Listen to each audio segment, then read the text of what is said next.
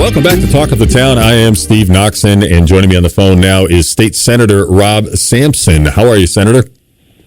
I am doing well, Steve. Glad to join you. Much better connection than the last time.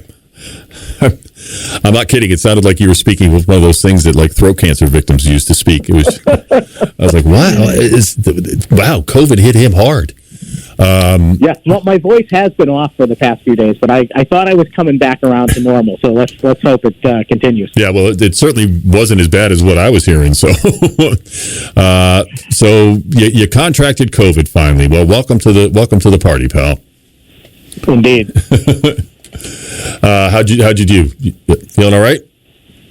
Yeah. Oh, yeah. I mean, I think we took it a little harder than the average person, but still not too bad. I mean, it was a rough cold. Had me down for maybe 3 or 4 days, pretty hard. But headaches, a little bit of nausea.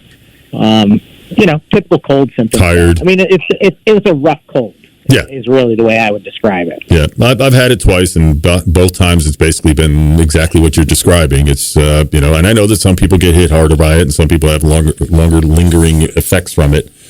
But I think here's the best part that I think you should be happy about now, that you're going to be immune for at least 6 months, because I got COVID I think back in July. My wife got COVID over Thanksgiving, and I never, I was sleeping in the same room with her, living in the same house, never caught it. Yeah, excellent. So there's no substitute for natural immunity. I mean, the human body is an amazing thing. We've got to get back to, relying on, our own immune systems and, keeping a better quality of health, as far as your immune system and that kind of thing. That should be our focus. You mean following the science? Why, sir? That's crazy talk. So the legislature is going to be gaveling in on January 4th, correct? That is correct, yeah. Okay. And congratulations on your reelection. And so you will be there. And one of the things, there was a presentation by Waterbury Police Chief Fred Spagnuolo recently where he talked about one of the major issues that we're dealing with with our judicial system, and that is these violent criminals being released back out onto the streets. There doesn't seem to be any serious effort to protect the citizens of the state. There's a tragic story just today in the paper about a woman who was killed by her ex-boyfriend, who she had filed a restraining order against, telling the judge, he's threatening to kill me. And yet this person was still able to be out on the streets, and he was successful in his efforts, unfortunately, yesterday, as we're reading about. Yeah, Steve, I mean, it's almost, I'm getting tired of talking about it. It's ridiculous. The last decade has been a steady stream of policies coming from the Democrats in Hartford, undermining law enforcement and effectively emboldening criminal activity and ignoring the danger to public safety when they come in contact with hardened criminals. You can go back to the early release of violent felons under Dan Malloy, which I think was in 2011. And then, every year after that, we had bills that undermined police. We had the excessive use of force bill, which, basically taught them to change their behavior with who they pull over, because they'd have to fill out a lot of reports to justify, the race and gender of people that they were coming in contact with. And then, of course, you've got the Second Chance Society, and then all of these things leading up to more recent news, a police accountability bill, which I'm sure your listeners know about ad nauseum. But every one of these things has one thing in common. That is that every one of them puts more dangerous criminals in the path of citizens. And the result, obviously, is going to be a decline in public safety and more danger in our daily lives. And something has to change. But it's so disappointing to discover, that the election, despite the fact that was a huge issue, Democrats were elected, more or less at the same majority that they had. I think they picked up one seat in each chamber. And we need to start go the other way. That's what needs to happen. People need to realize that, the decisions that we make at the ballot box do affect, the quality of life we had. And I'm just so disappointed that the election turned out the way that it did. Well, and especially if, in the issues that we talk about here on the show every single day, it's like, are people just that checked out? That they don't care about these things? I mean, how often do we have to read these headlines like we see on the Rep Am today and last week and 2 weeks ago? And, every Monday we come in and you listen to the news and 3 people were shot in front of a diner in the city of Waterbury. A 17-year-old shows up at the hospital with gunshot wounds. I mean, and all people want to do is talk about, the evil gun, the evil gun. Well, this guy in was it Shelton or wherever, in Milford, used an axe. It's not the gun, folks. It's the criminal. Right. And of course, we're coming around to the anniversary of Sandy Hook, so it's a delicate time to have this conversation. But the conversation is going to turn around for the Democrats back to the notion of assault weapons and gun control. And, that clearly is not the solution. People can commit crimes with all manner of devices and implements, and they have, as long as there's been humankind. We've seen people willing to go to extreme lengths to inflict bodily harm on one another. And the solution to that is not gun control, it's criminal control. We've got to keep criminals who should not be on the streets behind bars. And we've got to have a criminal justice system that actually does what it's intended to, which is to protect citizens, ensure public safety, keep criminals off the streets, and, invest in stopping recidivism by, actually having some elements of, correcting bad behavior in the process. I don't think our criminal justice system succeeds in that in any way, shape, or form. And if there's no will to keep criminals behind bars, then that's not going to work either. We definitely need a change. Why people vote the way they do, why we have Democrats back in charge, despite the fact that it's quite clear where they stand on these issues, is a puzzle to me, Steve. I have a lot to say about, the Republican Party, which I'm a proud member of. And I feel like my party is failing in many, many different ways at declaring its differences and pointing out why our way is better. And, the leadership of the House and Senate and the state party, I think, are scratching their heads all the time, trying to figure out what they can do to put themselves back in the majority. And for me, the answer is easy, which is to stand on principle and, to fight for the things that we believe in and sell that to the people of Connecticut and across the country, that our way is better and that people should put us in office. But when you see the way my colleagues vote, like most recently we had this special session vote, which was a collection of Democrat solutions to Democrat-created problems, and no one can deny that. Republicans got up on the floor of the House and Senate and talked about the problems with the bill, and this is not the right way to fix it, but then they largely voted for it. And unless you're going to explain to people why they should vote for you and choose you over your Democratic competitor, they're just not going to. So, I think that's where we need to start. But when it comes to the crime issue, that is a puzzle because Republicans have been very adamant on the side of restoring public safety, and the Democrats simply have not. I think that the average voter should recognize that at this point. Oh, when you have Senator Winfield, who's had bullets hit his house, and he still says, no, there's not a problem. That's just willful blindness right there.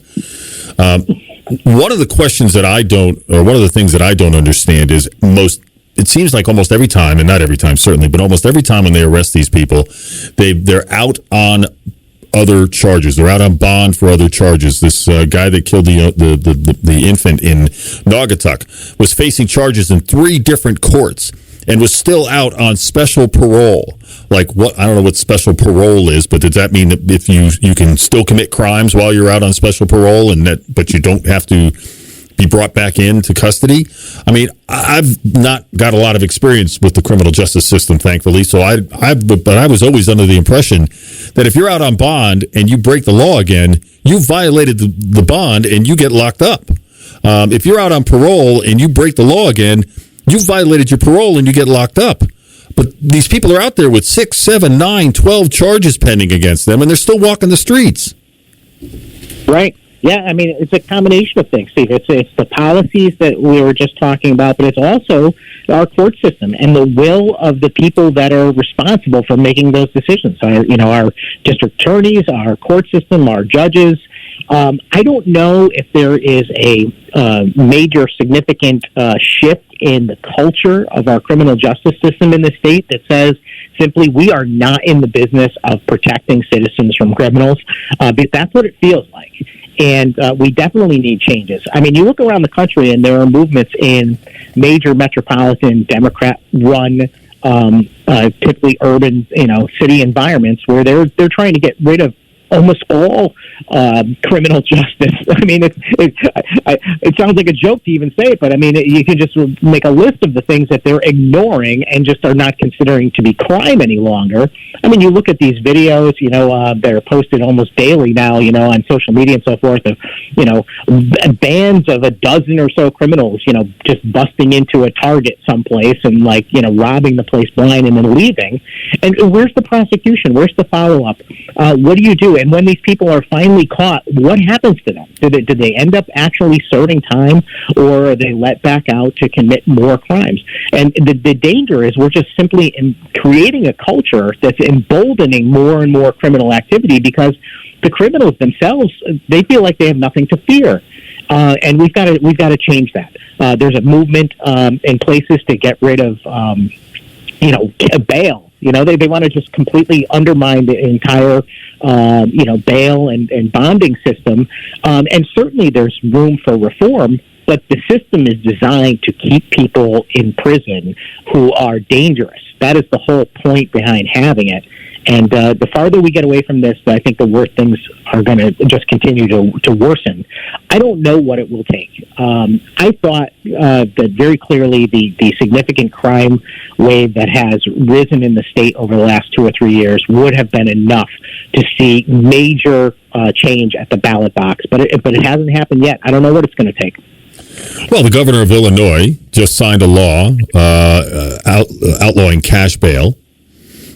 This is where, the city of Chicago is, where you read every Monday morning, there's these just ridiculous numbers coming out of Chicago. 53 people shot, 64 people shot, 23 people dead. I mean, in Portland, the attorney general out there is just letting people out of prison without even prosecuting them for even violent crimes, not just misdemeanors, but violent felonies. And they're 300-400 at a time, just letting them out, dropping all the charges against them and just letting them out.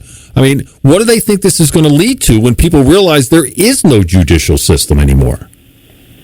Right. Well, your statistics in Chicago must be off, Steve, because they have very strict gun control there. That couldn't possibly be. I forgot about that. You're right.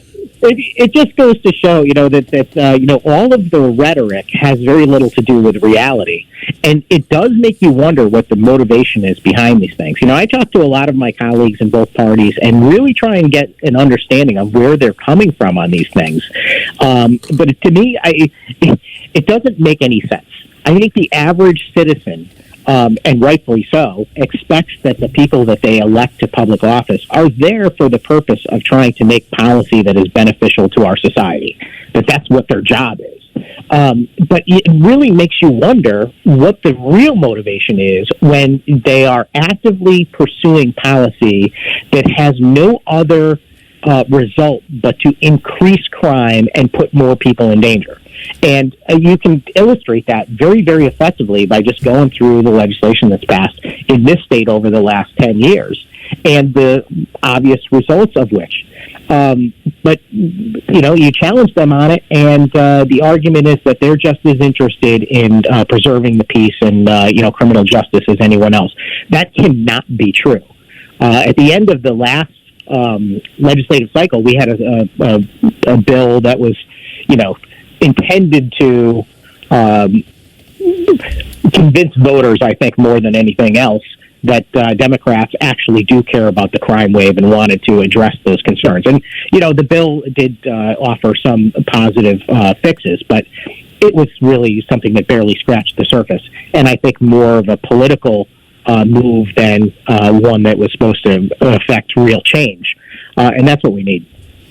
Absolutely. Because again, the other issue too is the criminals are learning. The criminals are figuring out that if there is no judicial system, if the police can't engage in pursuit, if they can't even search somebody's car if you suspect them of driving under the influence because of the marijuana laws and how they've changed, they say that the legalized cannabis law no longer allows police searches of vehicles for possession of up to 5 ounces of cannabis, up to $500 in cash in the presence of cannabis or the smell of cannabis. I mean, you're taking away the tools that police officers are using to get criminals off the street. And, by decriminalizing or legalizing marijuana and then further restricting their ability to do their jobs, well, they're just going to stop doing their jobs. I mean, it's human nature. Right. Yeah, and add to that, we're rolling out the clean slate policies are starting to go into effect now, where, we're going to begin erasing more and more criminal activity from people's, criminal records and their histories. And look, there's an argument to be made to suggest that, maybe some minor drug offense is probably not something that people should have been prosecuted for, but they were. And the fact of the matter is that was a crime at the time, and people should have been aware of that. And, the commission of such a crime should be maintained on their record, in my opinion. I just think that's, you can't erase history like it never happened. And all of that is happening for what purpose? I mean, who does it truly benefit to erase these criminal records? It only is going to undermine the records of the past. If there is someone who is completely unconcerned with hiring someone because they have had a minor drug charge in the past, well, then they certainly can have that attitude. That doesn't mean you have to actually get rid of the record of it. I believe that those records are important. I was against the clean slate program from the very beginning because I just don't like the notion of rewriting history. It's akin to the idea of tearing down statues and rewriting our history books. The fact of the matter is those were crimes, and those crimes, there's a record of it. You don't erase the record of history. Maybe you learn from it, maybe you adapt, maybe you change, but you shouldn't be erasing the record of history because it's important for us to know where we've come from to make smart decisions going forward. Well, and how about you simply change the laws to say that, because they're saying, well, then someone can't get a government job. Well, then change the laws in government to say that these low-level convictions are not roadblocks to getting those jobs. There you go. Right. That would be very easy to do. But the fact of the matter is that they are not interested in changing those laws to allow for government jobs. What their goal is to undermine the private sector's ability to actually understand people's background. And that goes for employers and for landlords in particular. They want to make sure that they are restricting the ability of people who hire people and people that offer housing from understanding the backgrounds of the people that are applying. And that's dangerous for everyone. That is dangerous for those individuals and their businesses. It's also dangerous for other tenants and other employees of those businesses. And again, just to be clear with your listeners, it is not just about minor drug offenses. The fact of the matter is the clean slate legislation that was passed on party lines by the Democrats in the state legislature encompasses many, many violent crimes, significant crimes, many, many misdemeanors and minor felonies that people, if they went through the list of crimes that are actually going to be erased, would be somewhat shocked. This law, according to Mark Fitch over at the Connecticut Inside Investigator, he writes, the law also prohibits minors under the age of 17 from being adjudicated delinquent for possession of 5 ounces or less of cannabis. Now, wait a minute here. I'm confused. When they passed the law legalizing recreational marijuana, they made it illegal for anybody under the age of 18, 21? What is the age limit? I honestly don't know. I want to believe it's 18. Okay, let's say it's 18. There were many, many people arguing for 21 at the time based on our laws regarding alcohol. Yeah, but let's say it's 18. So you've got a minor who's already been involved with the judicial system here in the state of Connecticut. Then they get caught with marijuana with 5 ounces or less. It's illegal. It's still illegal for them to have marijuana at all if they're under the age of 18. Why would this not be something that would be used as a violation of whatever probation or their bail that they're on? Yeah, Steve, it's madness. It is complete and utter madness. The same people that are advocating for policies like that are the same ones that are like trying to restrict military veterans who are 20 years old from buying a pack of cigarettes. I mean, yeah. It's like, is there any logic to any of this? And the answer is no. There's no logic. They're operating on no set of principles, on no set of cultural norms, nothing that you could point to and say, look, the reason why we're passing this policy is because we believe in this concept. But it's never like that. I've been arguing for many, many years at the Capitol that we have to get our hands around the notion of what the age of majority is, because almost every year we have some piece of legislation that is, toying with the idea of whether or not, if you're 12 years old, you're, smart enough to be able to make your own decision about an abortion. But if you're 20 years old and a military veteran who's willing to put your life on the line for the country, you're not smart enough to be able to make a decision about smoking. The idea that we are changing constantly, all of the criminal laws that, one of the things that the proponents of the weakening of our criminal justice system point to all the time is that, the brain is not fully developed until whatever age they choose on that day, 25, 28, 55, who knows? But they're making these arguments on one hand, while at the same time they're making the opposite arguments on other policy ideas. People need to hold their government accountable. They need to be able to demand from their elected officials real reasons. I don't know other words to put it. Real reasons for why you're doing this. What is your goal? What are you trying to achieve? And what is the principle behind this particular policy? Until they can offer that, you got to put on the brakes on these things. But sadly, the elected government in our state and across the country it seems more and more misguided than ever, and policy that is made seems to be happening in a very short-term decision-making process, not based on history, not based on long-standing cultural norms in the country, and not certainly the set of principles that the country is founded on, which is, the major thing that upsets me, which is that America is a real thing. We are a country founded in the notion of constitutional self-government, protecting individual liberty, holding people accountable, keeping the government small and accountable. These are principles that the Republican Party should be fighting for and selling to the citizens of Connecticut and across the country.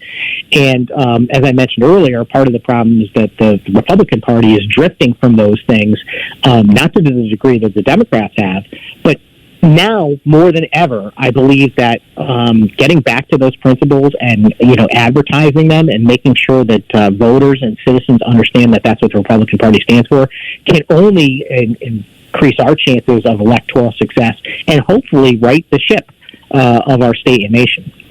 Yeah, well, I just don't understand how people can look at what's going on around them and say, no, this is fine. This is cool. Highest cost of living, highest debt per capita, crime going up, violent crime going up dramatically. It's just, and then to say, no, I like the direction things are going. This is cool. That just, again, one of the other real disturbing numbers that I saw was when Governor Lamont first ran, there was a 60% voter turnout. I still think that's, sad, but 60% is okay. It dropped to 40% in this last election. Fewer people voted in this election than the last time around. I mean, how are people just checking out here? Don't they realize that all of these issues affect them? It boggles my mind sometimes. Well, Senator Sampson, I want to wish you a very Merry Christmas, sir. I always enjoy speaking with you. I hope you continue to improve and feel better, and we will look forward to having you back again real soon. All right, sir? It's always my pleasure, Steve. Thank you so much for having me. And make you and to your listeners as well. We're going to lean heavily on you when this legislative session starts to keep us up to date, okay? I'll be doing my part. All right, man. Take care.